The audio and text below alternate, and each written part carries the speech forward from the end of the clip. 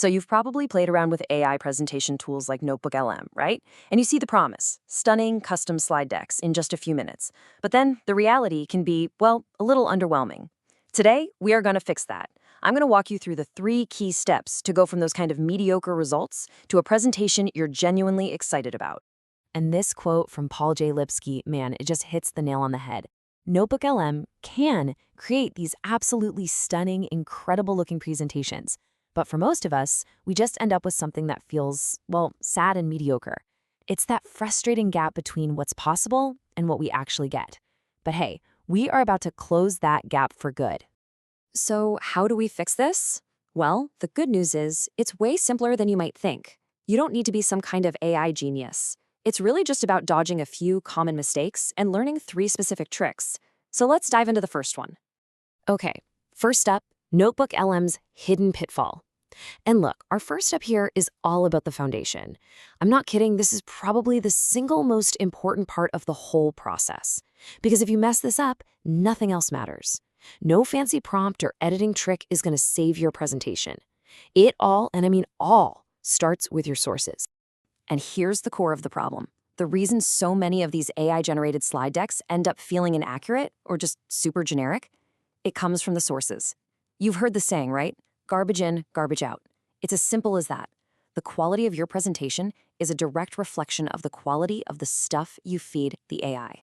Okay, so this is it. This is the big mistake almost everyone makes. They let NotebookLM just go find sources for them. And that, honestly, is a recipe for a generic, maybe even wrong presentation. The pro move, the thing that changes the entire game, is for you to become the curator. You supply your own hand-picked, vetted sources. You find the blog posts you trust, you find the specific YouTube videos. That's how you guarantee your deck is built on a solid, accurate foundation. All right, so once you've got your quality sources locked and loaded, we can move on to the really fun part. This is where we unlock the magic with prompts. We're going to tell the AI not just what to put in the sides, but how to make them look absolutely amazing. You know, another huge mistake is just hitting that generate button without giving it any direction at all. It's so tempting, right? You just want to click it and see what happens. But that's kind of like walking up to a world-class artist and just saying, hey, paint something. Who knows what you'll get? You're leaving the entire creative vision totally up to chance. And here is the fork in the road. The common mistake? Clicking that big, obvious slide deck button. But the pro move? You see that little pencil icon? That is your secret weapon. You click that little pencil to open up the settings, and that's where you can write a custom prompt. It is a total game changer.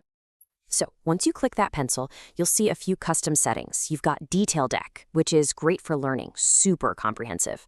Then you've got Presenter Slides, which has less text, perfect for when you're actually up there presenting. You can also pick the length. But the key, the most important part of this whole screen is that box at the bottom, Describe the slide deck. This is where you become the director.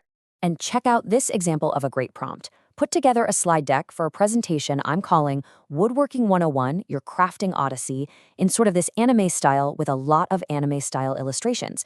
See how specific that is? You're not just saying make a woodworking deck, you're giving it a title, a vibe, a whole visual style. The more detail you put in here, the more unique and awesome your deck is going to be. And here's a little pro tip for you.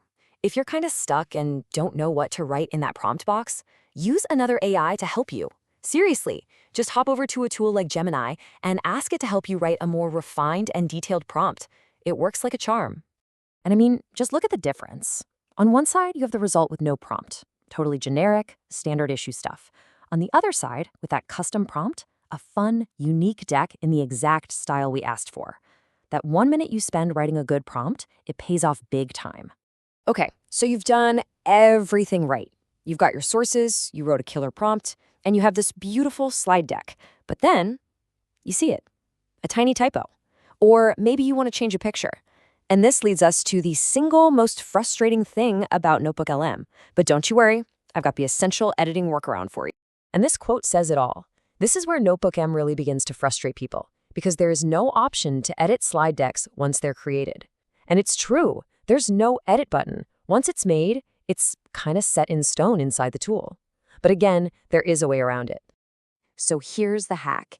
It's just 3 simple steps. First, download your slide deck as a PDF. Super easy.